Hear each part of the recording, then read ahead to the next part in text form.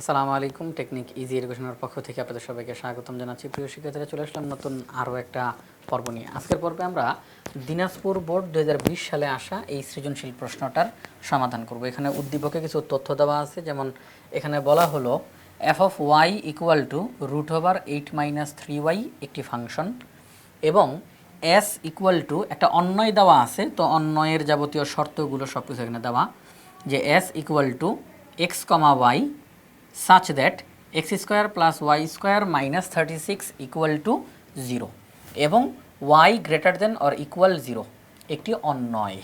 তাহলে এখানে দুইটা তথ্য দেওয়া, একটা ফাংশন দেওয়া আছে আর একটা অন্বয় দেওয়া আছে। তো এই যে দুইটা তথ্য, ফাংশন আর অন্বয়, এদেরকে নিয়ে এই সৃজনশীল প্রশ্নটা সমাধান করতে হবে। সবার প্রথমে ক নাম্বার প্রশ্নটা। ক নাম্বার প্রশ্নে বলছে g of x equal to 1/√1 - 2x এর ডোমেন নির্ণয় করো। এই যে জি অফ এক্স, এক্স চলকের একটা ফাংশন দেওয়া, এর ডোমেন নির্ণয় করতে বলছে। আমরা ডোমেন বলতে কাদেরকে বুঝি? একটা ফাংশনের মধ্যে চলকের মান হিসেবে যাদেরকে বসানো সম্ভব, যাদেরকে বসানো হলে ফাংশনটা সংজ্ঞায়িত হবে, কোনো সমস্যা হবে না, তাদেরকে বলা হবে ডোমেন। একটি ফাংশনের মধ্যে চলকের যে মানগুলো বসানো সম্ভব তাদেরকে বলা হয় ওই ফাংশনটির ডোমেন। তো আমরা দেখতেছি যে এই ফাংশনটা একটা ভগ্নাংশ আকারে আছে, যে লব হর, এটা একটা ভগ্নাংশ আকারে আছে। তো ভগ্নাংশ আকারে যখন থাকে তখন হর কোনোভাবেই জিরো হতে পারে না। ভগ্নাংশ আকারে যখন থাকে তখন হর কোনোভাবেই জিরো হতে পারে না, ভগ্নাংশের হর জিরো হতে পারবে না। তাইলে এই ভগ্নাংশটার হর কোনোভাবেই জিরো হতে পারবে না, এটা আমরা বুঝলাম। এবার খেয়াল করেন, হরের মধ্যে একটা রুট চিহ্ন আছে। আচ্ছা, রুট চিহ্ন আছে আর রুটের ভিতরে চলক, রুট চিহ্ন আছে, রুটের ভিতরে চলক। তো আমাদেরকে খেয়াল রাখতে হবে রুটের ভিতরে ফলাফল যেন কোনোভাবেই ঋণাত্মক না হয়, রুটের ভিতরে ফলাফল যেন কোনোভাবে ঋণাত্মক না হয়, রুটের ভিতরে ফলাফল যেন কোনোভাবে ঋণাত্মক না হয়। কারণ যদি ঋণাত্মক হয়, রুটের ভিতরের ফলাফলটা ঋণাত্মক হয়, তাহলে আমরা এটার আর বাস্তব মান পাবো না, এটা কাল্পনিক মান হয়ে যাবে। এটা কি হয়ে যাবে? কাল্পনিক মান হয়ে যাবে, এটার বাস্তব মান না। √3, আপনি ক্যালকুলেটরে ক্লিক করেন, √3 রেজাল্ট আসবে না, তো এটার বাস্তব মান আসবে না। তো রুটের ভিতরের যেই অংশটা, রুটের ভিতরের যেই অংশটা, সেটার ফলাফল যদি ঋণাত্মক হয় তাহলে সম্পূর্ণটার মান আর বের করা সম্ভব হবে না। তাহলে এখানে যেহেতু ভগ্নাংশটার হরের মধ্যে রুট আছে, তাহলে এই রুট থাকার কারণে ভিতরের যেই অংশটা, এই ভিতরের অংশটা কোনোভাবেই যেন ঋণাত্মক না হয়, ফলাফলটা যেন ঋণাত্মক না হয়। তাহলে আমরা এখান থেকে কি বুঝলাম? এটা ভগ্নাংশ হওয়াতে হর জিরো হতে পারবে না, এখানে রুট থাকাতে রুটের ভিতরের অংশটা ঋণাত্মক হতে পারবে না, ঠিক না? তাহলে জিরো হতে পারবে না, ঋণাত্মক হতে পারবে না, তাহলে কি হতে পারবে? জিরোর চেয়ে বড় যে কোনো সংখ্যা হতে পারবে। কারণ জিরো হতে পারবে না, ঋণাত্মক হতে পারবে না। আচ্ছা, ঋণাত্মক মানে কি? জিরোর চেয়ে ছোট। তাহলে জিরো হতে পারবে না, জিরোর চেয়ে ছোট হতে পারবে না, তাহলে হতে পারবে কি? জিরোর চেয়ে বড় হতে পারবে। তাহলে আমরা বলবো 1 - 2x এর মান শূন্যর চেয়ে বড় হতে হবে। তো দেখেন যে বিষয়টা, আমরা যে সমাধানের মধ্যে চলে আসলাম। আমরা এখানের মধ্যে বললাম যে দেওয়া আছে g of x equal to 1/√1 - 2x, এই ফাংশনটি সংজ্ঞায়িত হবে যদিও কেবল যদি 1 - 2x এর মান শূন্যর চেয়ে বড় হয়। শূন্য বলি নাই, শূন্যর চেয়ে ছোটও বলি নাই, শূন্যর চেয়ে বড় হয়। তাহলে দেখেন 1 - 2x গ্রেটার দেন 0, তাহলে 1 গ্রেটার দেন 2x, তাহলে উভয় পক্ষকে 2 দ্বারা ভাগ করি, তাহলে হাফ গ্রেটার দেন x। এক কথায় বলতে গেলে x less than half, x less than half, এটাই কিন্তু হাফ গ্রেটার দেন এক্স, অর্থাৎ হাফ হচ্ছে এক্সের চেয়ে বড়।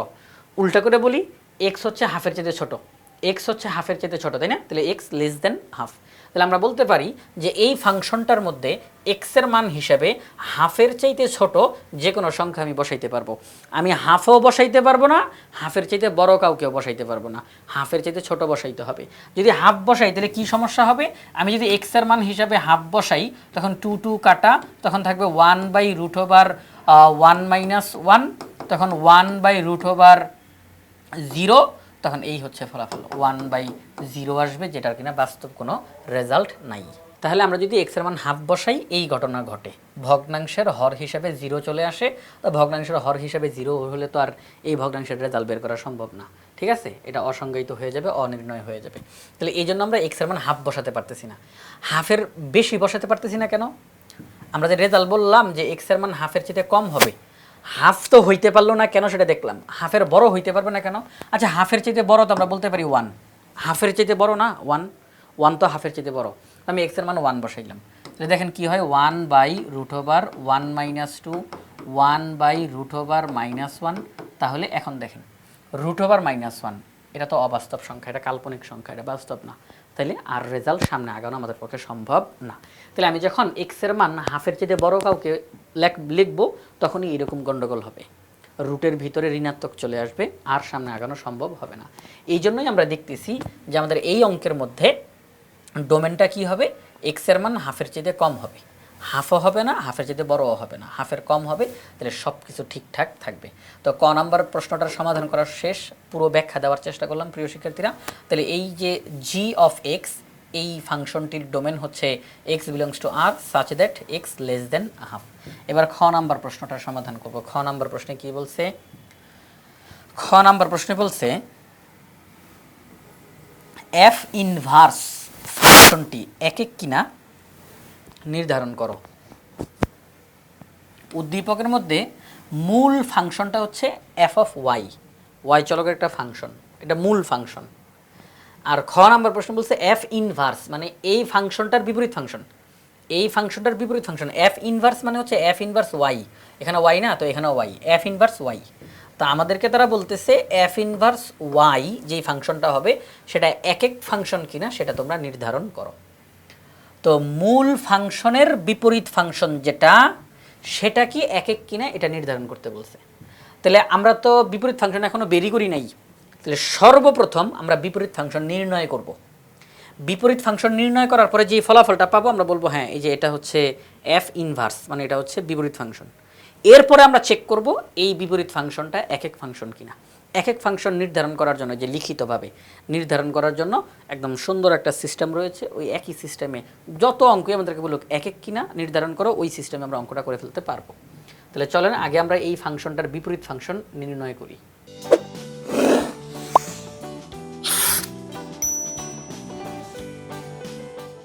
তো আমরা খ নাম্বার সমাধানে চলে আসলাম। দেওয়া আছে f of Y equal to √8 - 3y। তো আমরা এখন এই ফাংশনটার বিপরীত ফাংশন বের করব। সাধারণত ফাংশনগুলোতে হয় এক্স থাকে অথবা এ থাকে, বি থাকে, অন্য কোনো কিছু থাকে, তখন আমরা ধরি, দেখেন একটু খেয়াল করে দেখেন, তখন আমরা ধরি y equal to f of x equal to √8 - 3x, এইভাবে করে আমরা লিখি। কারণ আজকের অঙ্কে যেই ঘটনা ঘটছে, আজকের অঙ্কের ভিতরেই ওয়াই দেওয়া আছে, অঙ্কের ফাংশনের ভিতরেই ওয়াই দেওয়া আছে। তাহলে যেখানে ওয়াই আগে থেকেই দেওয়া, তা আমরা কি আবার ধরতে পারি? ধরি y equal to f of y, এভাবে করে কি ধরা যাবে? না, এটা হবে না। এই জন্য এখানে যেহেতু ওয়াই দেওয়া আছে তো আমরা অন্য কোনো অক্ষর ধরলাম, ধরি z equal to f of Y equal to √8 - 3y। এখন আমার টার্গেট থাকবে এই জেটের সাথে এফ অফ ওয়াই এর সম্পর্ক তৈরি করা, এই জেটের সাথে √8 - 3y এর সম্পর্ক তৈরি করা। তো আমি জেটের সাথে এটা সম্পর্ক করব, জেটের সাথে এটা সম্পর্ক তৈরি করব। চলেন আমরা এখন করে ফেলি। তো আমরা লিখলাম এখন জেড ইকুয়াল টু √8 আচ্ছা এই যে এখানে এখানে এই জায়গাটা আগে দেখাই, z equal to f of y. তো আমরা যদি ওয়াইকে একা রেখে দিই, এফকে যদি এই পাশে আনি তখন এফটা ইনভার্স হয়ে যাবে। আমরা যদি এফটাকে এই পাশে আনি এফটা ইনভার্স হয়ে যাবে। আমি দেখাই, এই যে দেখেন এইভাবে করে দেখাই যে F of Y equal to z, y equal to z, f এখানে গুণ, ওই সাইডে গেলে ভাগ, এফ আচ্ছা ওয়াই ইকুয়াল টু জেড, ভাগটা উল্টেলে গুণ, তাহলে 1/f জেড, আর এটা হচ্ছে এফ ইনভার্স, এখন সুন্দর করে লেখা যায় এফ ইনভার্স জেড। তো এত কিছু না করে সহজে ডাইরেক্ট আমরা বলে ফেলতে পারি যে F of Y equal to Z, একদিকের এই এফটা ওই সাইডে গেলে ইনভার্স হয়ে যাবে এফ ইনভার্স জেড, ব্যাস সহজ কথায়। তাহলে আমরা এই জেটের সাথে এফ অফ ওয়াই এর সম্পর্ক তৈরি করলাম। সম্পর্ক তৈরি করতে গিয়ে ওয়াইকে একা রাখলাম। কাকে একা রাখলাম? ওয়াইকে একা রাখলাম। আমার এখন টার্গেট থাকবে ওয়াইকে সবসময় একা রাখা, ওয়াইকে সবসময় একা বানায় ফেলা, এটা আমার টার্গেট থাকবে। আমি জেটের সাথে এটার সম্পর্ক তৈরি করতে গিয়ে মূল ফাংশনের যেই চলকটা তাকে আমি একা বানাবো, জেটের সাথে এটার সম্পর্ক তৈরি করতে গিয়ে মূল ফাংশনের যেই চলকটা তাকে আমি একা বানাবো, তাহলে আমি ওয়াইকে একা বানাইলাম। এবার জেটের সাথে এটার সম্পর্ক তৈরি করতে যাব, একই কাজ, আমি ওয়াইকে একা বানানোর চেষ্টা করব। জেড ইকুয়াল টু √8-3y, উভয় পক্ষকে বর্গ করলাম, তাহলে স্কোয়ার রুটে কাটা, তাহলে Z square equal two 8-3y। তো এখন দেখেন উদ্দেশ্য কি, ওয়াইকে একা বানানো, ওয়াইকে একা বানানো। তো এখন আমরা যে কাজটা করতে পারি, -3y যদি এই পাশে আসে তাহলে +3y, Z square +3y equal to 8, 3yটা রয়ে গেল, 8 - জেড স্কোয়ার, কারণ আমার উদ্দেশ্য ওয়াইকে একা বানানো, ওয়াইটা রয়ে গেল 8 - জেড স্কোয়ার ডিভাইডেড বাই 3, তাহলে y equal to 8 - z square divide by 3। এই দেখেন ওয়াই ইকুয়াল টু, এই যে আমি দেখাই, y equal to 8 - z square divided by 3। এই যে তাহলে ওয়াইকে একা বানাইছি, এই যে ওয়াইকে একা বানাইছি, ওকে ফাইন। এখন দেখেন ওয়াই, আমার অঙ্কের শুরুর দিকে ওয়াই বলতে আমি কি বুঝি, এফ ইনভার্স জেড, ওয়াই বলতে কি বুঝি, এফ ইনভার্স জেড। তাহলে ওয়াইয়ের পরিবর্তে আমি লিখলাম এফ ইনভার্স জেড, আর কোনো পরিবর্তন না, ওয়াইয়ের পরিবর্তে লিখলাম এফ ইনভার্স জেড। এখন মূল ফাংশনটা হচ্ছে এফ অফ ওয়াই, তাহলে তার বিপরীত ফাংশন হবে এফ ইনভার্স ওয়াই, কিন্তু আমি বের করছি কি এফ ইনভার্স জেড। তাহলে আমি এখন ওই আসল জায়গাতে যাওয়ার চেষ্টা করব, যে এফ ইনভার্স জেড যেহেতু চলে আসছে, এখন আমি এফ ইনভার্স ওয়াই বের করে ফেলবো, বিপরীত ফাংশন চলে আসবে। তাহলে এফ ইনভার্স জেড, জেডের জায়গাতে ওয়াই বসাই দিলে সব জায়গাতে ওয়াই বসে পড়বে। তাহলে আমরা বলতে পারি f inverse y equal to 8 - y square divide by 3, f inverse y equal to 8 - y square divide by 3। জেটের জায়গাতে ওয়াই বসাইলাম, জেটের জায়গাতে ওয়াই বসাইলাম, ওকে ঠিক আছে।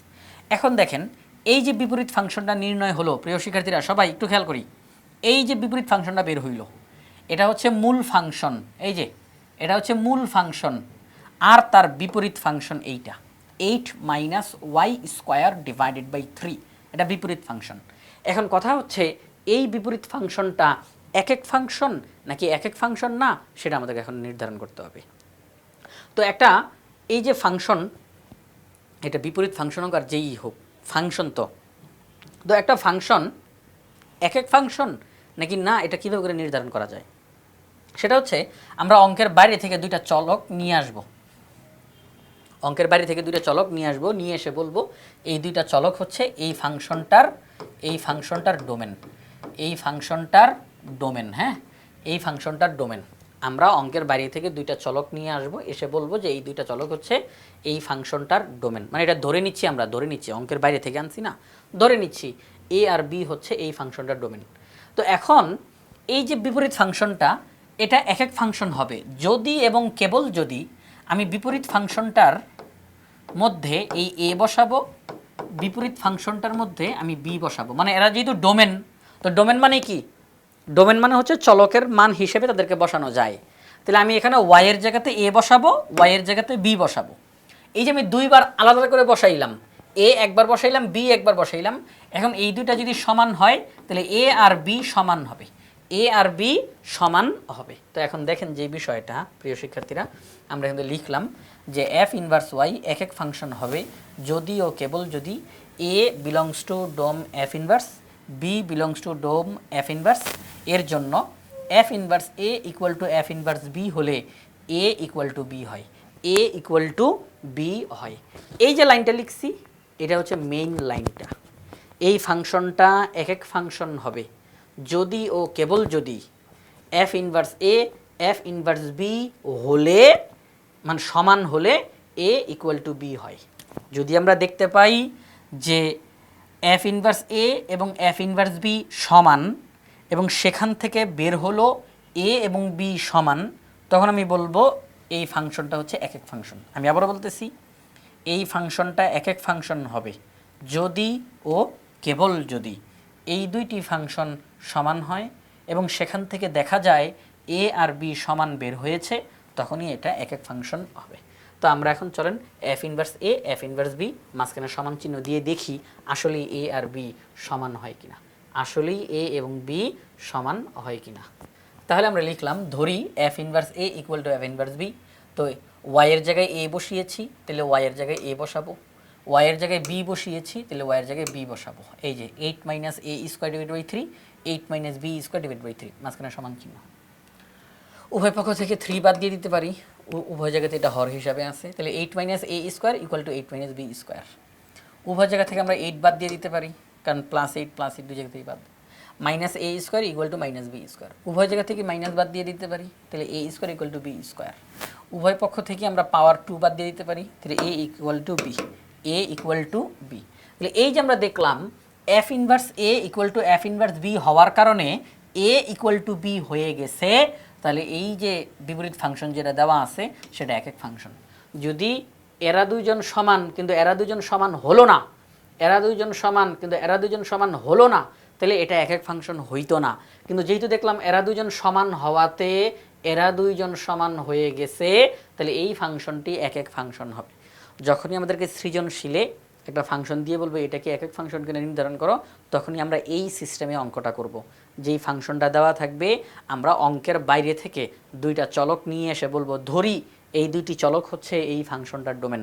তখন এই দুইটা চলককেই আমরা অঙ্কের মধ্যে বসাবো, মাঝখানে সমান চিহ্ন দিব, অঙ্কটা করে করে দেখবো যে এক পর্যায়ে গিয়ে যে দুইটা চলকই পরস্পর সমান হয় কিনা। যদি হয় তাহলে বলবো এটা হচ্ছে এক এক ফাংশন, এটা হচ্ছে এক এক ফাংশন। ঠিক আছে প্রিয় শিক্ষার্থীরা, ওকে। তাহলে আমাদের খ নাম্বার প্রশ্নটা সমাধান করা শেষ। প্রথমেই মূল ফাংশনের বিপরীত ফাংশন বের করলাম। সাধারণত আমাদেরকে সরাসরি মূল ফাংশনটাই এক এক ফাংশন কিনা জিজ্ঞাসা করে, তবে এই প্রশ্নের মধ্যে একটুখানি পরিবর্তন করছে যে মূল ফাংশনটা এক এক ফাংশন কিনা জিজ্ঞাসা না করে মূল ফাংশনের বিপরীত ফাংশন আগে নির্ণয় করাইছে, তারপর সেটা এক এক কিনা নির্ধারণ করেছে। ওকে, আচ্ছা। এবার গ নাম্বার প্রশ্ন। গ নাম্বার প্রশ্নে বলছে এস অন্যয়টির লেখচিত্র অঙ্কন করো এবং অন্যয়টি ফাংশন কিনা তা লেখচিত্র হতে নির্ধারণ করো। ঠিক আছে, এই যে এস অন্যয় এটার লেখচিত্র অঙ্কন করার জন্য বলা হয়েছে। এরপর সেই অন্যয়টা ফাংশন কিনা সেটা নির্ধারণ করতে বলা হয়েছে লেখচিত্রের ভিতর থেকেই। ওকে, তো আমরা এখন যেই কাজটা করব, আমরা এখন লেখচিত্র অঙ্কন করব। উদ্দীপকের এস অন্যয়টি দেওয়া আছে x comma y such that x square plus y square minus 36 equal to 0 এবং y greater than or equal 0। এখানে এস এর লেখচিত্র একটি অর্ধবৃত্ত। কি বলছে কি বলছে? অর্ধবৃত্ত, মানে বৃত্তের অর্ধেক। বৃত্তের অর্ধেক কেন? কারণ ওই যে পাশে একটা শর্ত দিয়ে দিছে যে আমরা যখন লেখচিত্রটা আঁকতে যাব তখন ওয়াই এর মান শূন্যর সমান বা শূন্যর বড় হইতে পারবে, ওয়াই এর মান শূন্যর চেয়ে কম হইতে পারবে না, ওয়াই এর মান শূন্যর চেয়ে কম হইতে পারবে না। প্রিয় শিক্ষার্থীরা, আপনারা জানেন যে আমরা যখন এই যে ওয়াইয়ের মান ঋণাত্মক, ওয়াইয়ের মান ঋণাত্মক কোন দিকে? যে নিচের দিকে না, নিচের দিকে না। তো আমাদেরকে বলছে না, ওয়াইয়ের মান ঋণাত্মক হতে পারবে না, ওয়াইয়ের মান শূন্যর সমান হতে পারবে অথবা শূন্যর চেয়ে বড় হইতে পারবে। তার মানে আমরা এই দিক থেকে এই যে উপরের দিকে যেতে পারবো, কিন্তু কোনোভাবে আর নিচের দিকে আসা সম্ভব না। কারণ নিচের দিকে আসা মানেই কি? ওয়াইয়ের মান 0। নিচের দিকে আসা মানেই কি? ওয়াইয়ের মান 0। কিন্তু তারা নিষেধ করছে যে না, ওয়াইয়ের ঋণাত্মক মান নেওয়া যাবে না। যদি ঋণাত্মক মান নেওয়ার পারমিশন দিত আমি নিচের দিকে নামতে পারতাম, কিন্তু তারা আমাকে সেই পারমিশনটা দেয় নাই। তারা বলছে ওয়াইয়ের মান শূন্যর সমান বা বড়। তাহলে আমি নিচের দিকে নামতে পারতেছি না, আমি তখন অর্ধবৃত্ত পাবো। কি পাবো? অর্ধবৃত্ত পাবো। আচ্ছা, অর্ধবৃত্ত যে পাবো এটা বুঝলাম কিভাবে করে।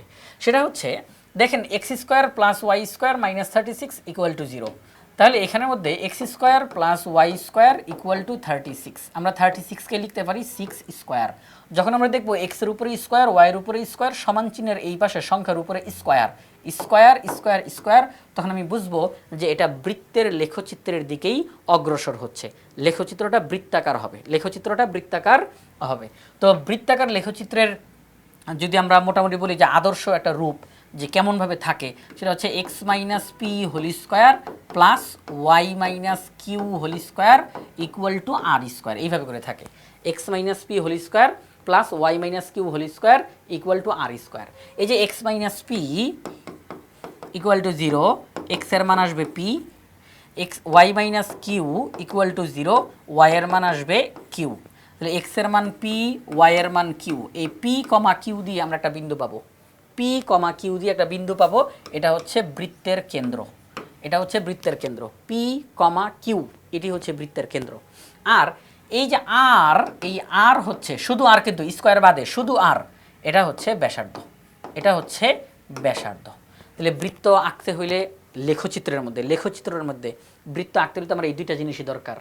কেন্দ্রটা কোথায় হবে, ব্যাসার্ধটা কত হবে, কেন্দ্রটা কোথায় হবে, ব্যাসার্ধটা কত হবে, এই দুটো জিনিস জানলে তো আমি বৃত্ত এঁকে ফেলতে পারি। তো এই হচ্ছে বিষয়। তো এখানের মধ্যে x square plus y square equal to 36 দেওয়া, 36কে লিখতে পারি 6 স্কোয়ার।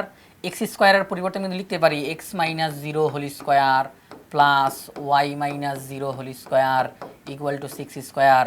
তখন এক্স এর মান এখান থেকে 0, ওয়াই এর মানও 0, আর আর এর মান হচ্ছে 6। ঠিক আছে, এই হচ্ছে বিষয়। তাহলে আমরা বলবো অর্ধবৃত্তটির কেন্দ্র 0,0, ব্যাসার্ধ 6। তাহলে এস এর লেখচিত্র নিম্নরূপ। এবার আমরা লেখচিত্রটা আঁকবো, এবার আমরা লেখচিত্রটা অঙ্কন করব। যেহেতু কেন্দ্রটা হচ্ছে 0,0, এই হচ্ছে কেন্দ্রটা 0,0। এবার ব্যাসার্ধ কত 6, তাহলে আমি এখান থেকে ডান দিক থেকে 6 একক দূরে গেলাম, 6 একক দূরে, এই যে এখানে আসলাম। তাহলে এটা হচ্ছে 6,0, এটা কি 6,0, এই যে এই বিন্দুটা। এবার এই যে মূল বিন্দু মানে কেন্দ্র 0,0, এখান থেকে আমি উপরের দিকে উঠতে পারি 6 একক। ব্যাসার্ধ 6 একক মানে কি, শেষ সব দিক দিয়ে হয়, এদিক দিয়ে 6, এদিক দিয়ে 6, এদিক দিয়ে 6, এদিক দিয়ে 6, এদিক দিয়ে 6, এদিক দিয়ে 6, তাই না? সব দিক দিয়ে সে 6 এককভাবে যেতে পারে, ঠিক না, ব্যাসার্ধ যেটা। তো আমরা এখানে কেন্দ্রটা 0,0, 6 একক ডানে গেলাম, তাহলে এই হচ্ছে 6,0। কেন্দ্র 0,0, এখান থেকে 6 একক উপরে উঠলাম, তাহলে কত হবে 0,6। এটা 0,0, আমি এখান থেকে বাম দিকে আসলাম, এই যে বাম দিকে, তাহলে -6,0। তবে আমি আর নিচের দিকে নামতে পারবো না, আমি এখান থেকে নিচের দিকে নামতে পারবো না, কারণ আমি যদি এখান থেকে 6 একক নিচে নামি, 6 একক নিচে নামি, তাহলে 6 একক নিচে নামলে কি হবে 0,-6, 0,-6, কিন্তু আমি এটা পারবো না, কারণ আমাকে বলা আছে ওয়াই এর মান ঋণাত্মক গ্রহণযোগ্য না, ওয়াই এর মান ঋণাত্মক গ্রহণযোগ্য না।